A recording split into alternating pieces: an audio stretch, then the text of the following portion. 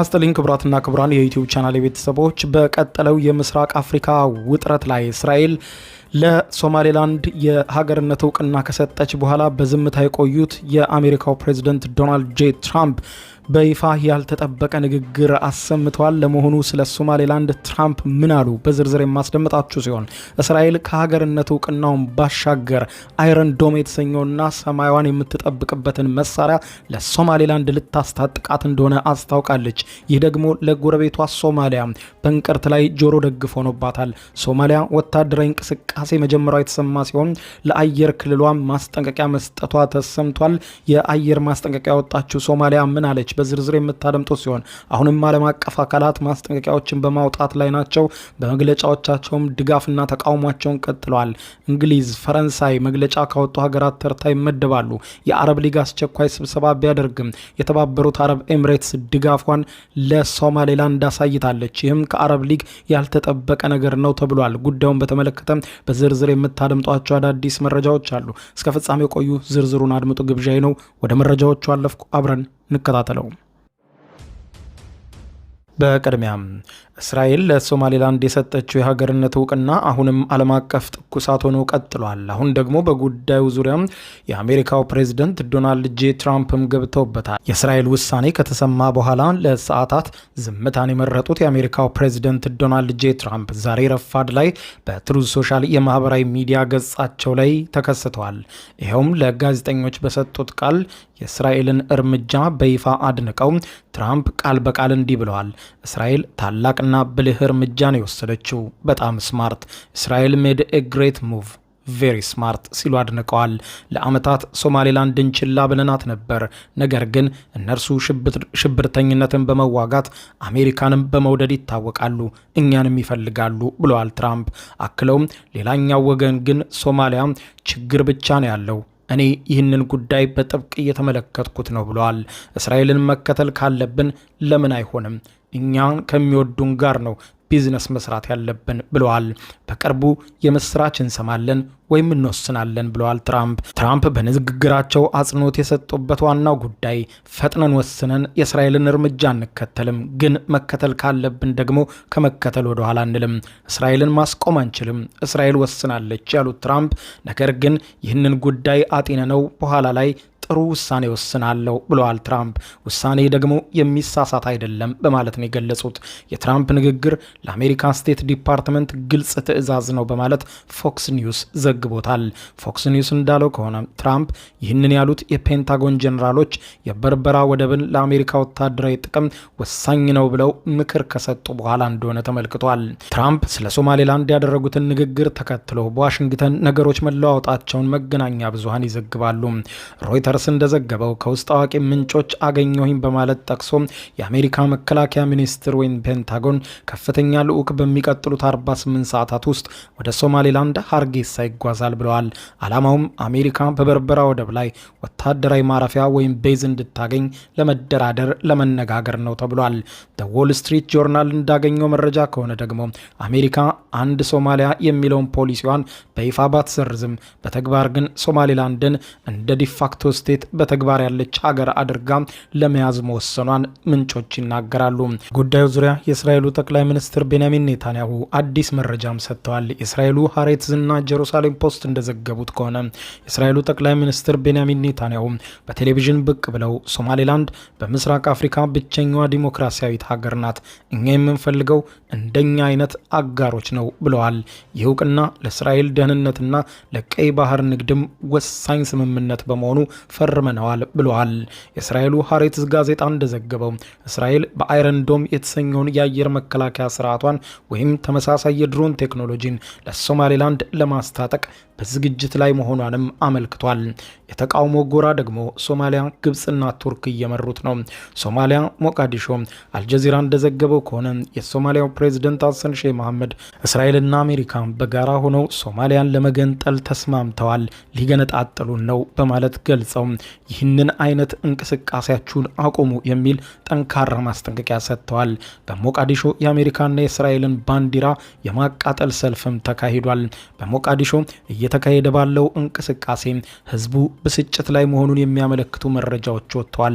በአንጻሩ ደግሞ በሶማሌላንድ ዋና መዲና ሀርጌሳ ህዝቡ ወደ አደባባይ ወጥቶ የሀገርነት እውቅና መገኘቱን ተከትሎ ደስታውን በአደባባይ እየገለጸ እንደሆነ ተመልክቷል። ኢትዮጵያ ክፉም ደግም ሳይወጣት እስካሁን ድረስ በዝምታ ቆይታለች። የእንግሊዝኛው ዘ ሪፖርተር ጋዜጣ እንደዘገበው በአዲስ አበባ የዲፕሎማቲክ ማህበረሰብ አካባቢ ኢትዮጵያ ቀጣዩዋ እውቅና ሰጪ ሀገር ትሆናለች የሚል ሰፊ ግምት ነግሷል ብሏል። ነገር ግን ከኢትዮጵያ በኩል እስካሁን የሚወጣ ነገር የለም። የኢትዮጵያ ባለስልጣናት ጉዳዩን በዝምታ እየገመገሙት ስለመሆኑ ነው መረጃዎች የሚጠቁሙት ይላል። ሶማሌላንድ የተባበሩት መንግስታት ድርጅት መቀመጫን ልታገኝ ትችላለች። ሶማሊያና ግብጽ ከዚህ በኋላ በወታደራዊ ኃይል ሶማሌላንድን ማስቆም እንደማይችሉም ተመልክቷል። ኢትዮጵያ የፈለገችውን ወደብና የባህር ኃይል ማረፊያ ያለምንም ከልካይነት ከሶማሌላንድ ልታገኝ እንደምትችል መረጃዎች እያረጋገጡ ይገኛሉ። በሌላ በኩል የእስራኤል የሀገርነት እውቅናን የተቃወመው ደግሞ የምስራቅ አፍሪካ የልማት በይነ መንግስታት ኢጋድ ነው። ኢጋድ ባወጣው መግለጫ እስራኤል በሶማሌላንድ የሰጠችውን የተናጠል የሉዓላዊ ሀገርነት እውቅና የመንግስታቱን ድርጅትና የአፍሪካ ህብረትን መርህ የሚጥስ ነው ሲል ተቃውሞታል። በተጨማሪም ከኢጋድ ስምምነት ጋርም የሚጣረስ ነው ሲል ገልጾታል።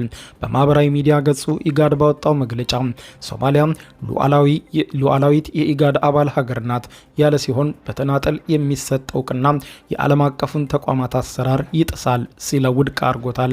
ለሶማሊያ መንግስት ያለውን ድጋፍ ገልጾ በቀጠናው ሰላም፣ መረጋጋትና ትብብር እንዲሰፍን ለማድረግ ሲባል ዓለም አቀፍ ስምምነት እንዲከበር እንጠይቃለን ሲል ነው የገለጸው። ሌላኛው የእስራኤልን የሀገርነት እውቅና ውድቅ ያደረገችው ደግሞ ኳታር ናት። ግዛት የምታስፋፋው እስራኤል ለፊልስጤም ሀገርነት እውቅና ብትሰጥ ይሻላታል ሶማሌላንድን ሀገር ከምታደርግ ስትል ኳታር ተቃውሟለች።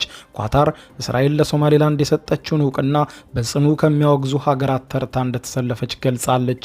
ግዛት የምታስፋፋው ያለቻት እስራኤልና ሶማሌላንድን አንዳቸው ለሌላኛቸው የሰጡት እውቅና ፈጽሞ የማንቀበለው ብለውታል። የኳታር የውጭ ጉዳይ ሚኒስትር በማህበራዊ ሚዲያ ገጹ በለቀቀው መግለጫ ይህ የተናጠል እርምጃ አደገኛ ነው ብሎታል። ዓለም አቀፍ ሕግን ይጥሳል፣ የሶማሊያን ሉዓላዊነት አንድነትና የግዛት ወሰንም ይጣረሳል ብሎታል። የሶማሊያ አንድነትን በሚጥስ መልኩ የሚፈጠር ትይዩ አስተዳደር ኳታር ፈጽሞ አትቀበለውም ብለዋል።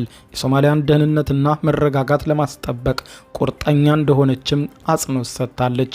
ኳታር ከወንድሞቻችን ጎን እንቆማለን በማለት አቋሟን ገልጻለች። የሀገሪቱ ውጭ ጉዳይ ሚኒስትር መግለጫ ግዛት የምታስፋፋው እስራኤል ለፊልስጤም የሀገርነት እውቅና ብትሰጥ ኖሮ የተሻለ ነበር ሲል ገልጿል። ፊልስጤማውያን በብሔራዊ ግዛታቸው ሀገር የመመስረት መብታቸው ዓለም አቀፍ ድጋፍ ያለው ነው ሲልም አክሏል።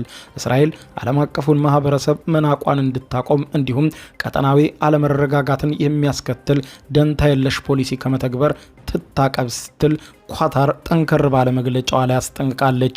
ይሁን እንጂ እስራኤል የሀገርነትን እውቅና ከመስጠትም በላይ አሁን ደግሞ የሶማሌላንድን ሰማይ የምትጠብቅበትን አይረንዶም የተሰኘ መሳሪያን በዚሁ በሶማሌላንድ ላይ ልታስጠልላት ታች ላይ ያለች ነው። ሌላኛው ሀገር ዩናይትድ ኪንግደም ናት። ዩናይትድ ኪንግደም ለንደን ላይ አስቸኳይ ስብሰባ የተደረገ ሲሆን የቀድሞ የሶማሌላንድ ቅኝ ገዢ የሆነችው እንግሊዝ በፓርላማዋ ሃውስ ኦፍ ኮመንስ ጉዳዩን እያከራከረችበት እንደምትገኝ ገልጻለች። በርካታ የእንግሊዝ የፓርላማ አባላት እስራኤል ቀድማናለች፣ እኛም ዘግይተናል ብለዋል። ሶማሌላንድን አሁኑኑ እውቅና እንስጥ የሚል ጫና በጠቅላይ ሚኒስትሩ ላይ እየበረታ እንደሆነም አመልክቷል። ሌላኛዋ ፓሪስ ፈረንሳይ፣ በጅቡቲ ትልቅ ጦር ያላት ፈረንሳይ ሁኔታው አላማረኝም ባይናት። የፈረንሳይ ውጭ ጉዳይ ሚኒስትር ድንገተኛ እውቅና ቀጠናውን ያተራምሰዋል ባይ ነው። እስራኤልን የወቀሰበት የዚህ የፈረንሳይ መግለጫ ፈረንሳይ የምትሰጋው ሶማሌላንድ ካደገች የጅቡቲና የፈረንሳይ ጥቅም ይጎዳል በማለት ገልጻ ነው። ሌላኛው ስብሰባ ያደረገው ካይሮ ላይ የአረብ ሊግ ነው። ግብጽ በጠራችው አስቸኳይ ስብሰባ አረብ ሊግ እስራኤልን በእጅጉ አውግዟል። ነገር ግን የሚገርመው ነገር አረብ ኤምሬትስ በዚሁ ስብሰባ ላይ ለሶማሌላንድ ለስለስ ያለ አቋም አሳይታለች። የተባበሩት አረብ ኤምሬትሶች በበርበራ ወደብ ላይ ኢንቨስትመንት ስላላት የእስራኤልን እርምጃ በድብቅ እየደገፈች እንደሆነ ውስጥ አዋቂዎች ቢስማሙም በዛሬው ስብሰባ ላይም በዝምታ ታድማለች። በጉዳዩም ዙሪያ አስተያየት ሳትሰጥ ወጥታለች። የሀገርነት እውቅናውን ተከትሎ ሶማሌላንድ በሰጠችው አስተያየት የሶማሌላንዱ ፕሬዝዳንት እንዲህ አሉ። እኛ የማንንም ፈቃድ አንጠይቅም። እስራኤል ለእኛ እውቅና በመስጠት የመጀመሪያዋ ሀገር ሆነች እንጂ የመጨረሻዋ አይደለችም ብለዋል። በሚቀጥሉት ቀናት ከሌሎች 3 ታላላቅ ሀገራት እውቅና እንጠብቃለን ሲሉ ተናግረዋል። እነዚህ ሀገራት ምናልባትም ኢትዮጵያ፣ የተባበሩት አረብ ኤምሬትስ፣ ምናልባትም ታይዋን ወይ እንግሊዝ ሊሆኑ ይችላሉ ተብሎ ይታመናል። ይህ ጉዳይ ታዲያ በርካቶችን እያነጋገረ ቀጥሏል። ሶማሊያ የአየር ክልል ማስጠንቀቂያ በአስቸኳይ አውጥታለች።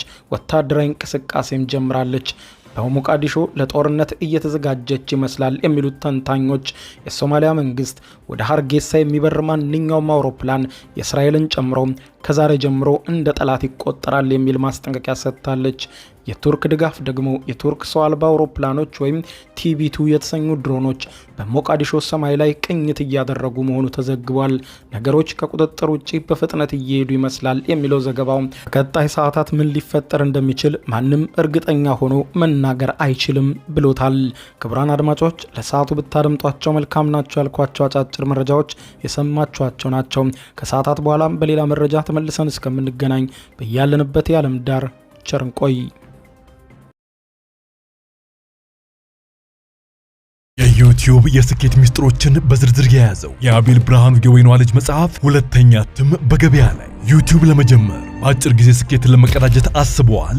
ዩቲዩብ ብጀምር ስንት ብር አገኘሁም ብሎ አስበዋል? እንግዲያውስ በዩቲዩብ 2 የወርቅ 3 የብር ሽልማቶችን ያገኘው የአቤል ብርሃኑ የወይኗ ልጅ የዩቲዩብ ሚስጥሮች መጽሐፍ በዝርዝር ሁሉንም ያብራራሉታል። ዛሬውኑ ገዝተው ህልሞን እውን የሚያደርጉበትን የዩቲዩብ የስኬት መንገድ ይጀምሩ። በሀገር ቤት አከፋፋይ አዲስ አበባ ሜክሲኮ ኮሜርስ መጽሐፍት መደብር። በውጭ ሀገራት ለምትገኙ ከአማዞን ላይ ብታዙ በቀናት ውስጥ ደጁ ይደርሳል። የአማዞን ሊንኩን እዚህ ቪዲዮ ኮሜንት ላይ ያገኙታል። የዩቲዩብ ሚስጥሮች ዘመኑ ጋር ተፈላጊ መጽሐፍ